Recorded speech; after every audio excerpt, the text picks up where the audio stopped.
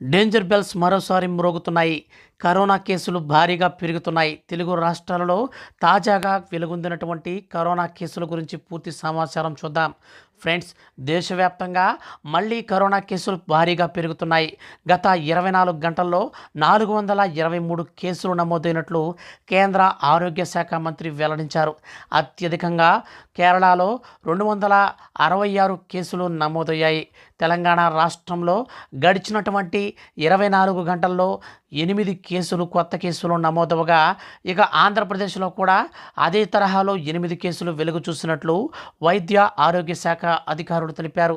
నిన్న దేశవ్యాప్తంగా ఈ కరోనా వైరస్ కొత్త వేరియంట్ కారణంగా 4 మరణించినట్లు సంభవించినట్లు అధికారులు వెల్లడించారు. కేరళలో 2 చనిపోగా, కర్ణాటకలో 1, రాజస్థాన్లో మరొకరు, ఈ విధంగా మొత్తంగా నిన్న 4 కరోనా వైరస్ వల్ల చనిపోయారు. తాజాగా కేసులు కలిపి దేశంలో యాక్టివ్ కేసుల సంఖ్య 3420కి చేరింది. అయితే ఈ యొక్క కరోనా కేసులో కొత్తగా ఏర్పడినటువంటి మనకు ఈ యొక్క కొత్త వేరియంట్ వల్ల మాత్రమే అత్యధికంగా మరణాలు సంభవించే అవకాశం ఉన్నట్లు అధికారులు చెబుతున్నారు. ఈ నేపథ్యంలో ఆయా రాష్ట్రాల ముఖ్యమంత్రులు, ఆరోగ్య శాఖలకు మన యొక్క కేంద్ర ప్రభుత్వం ఆదేశాలు కూడా జారీ చేసింది.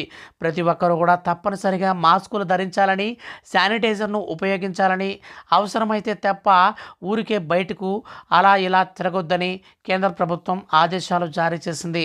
మీకు ఏవైనా లక్షణాలు ఉంటే వెంటనే ఆర్టీపీఎస్ టెస్టులు, హాస్పిటల్స్కి వెళ్ళి టెస్టులు అయితే చేసుకోవాలని కేంద్ర ప్రభుత్వం సూచించింది. సో ఫ్రెండ్స్, ఇదండి మనకు కరోనా డేంజర్ బెల్స్ అయితే మరోసారి మ్రోగుతున్నాయి. కాబట్టి అందరూ కూడా అలర్ట్ అవ్వండి, జాగ్రత్త పడండి. మనకు కరోనా కేసులు కనుక మళ్ళీ పెరిగితే దేశవ్యాప్తంగా కాదు, మన యొక్క ఆయా ప్రాంతాలలో ఎక్కడైతే మనకు ఇంతకుముందు కరోనా వైరస్ విజృంభించినప్పుడు లాక్డౌన్లు పెట్టారో అదే తరహాలో అక్కడక్కడ లాక్డౌన్లు పెట్టే అవకాశం కూడా ఉంది. స్కూల్స్, కాలేజీలు, బస్సులు, దుకాణాలన్నీ కూడా క్లోజ్ అయ్యే ప్రమాదం ఉంది. కాబట్టి ఎవరికి వారుగా వ్యక్తిగత మీరు జాగ్రత్తలు అయితే తీసుకోండి. కరోనా ప్రికాషన్స్ అనేటివి అందరూ కూడా పాటించండి.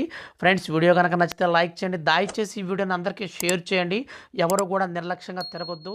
Thank you for watching.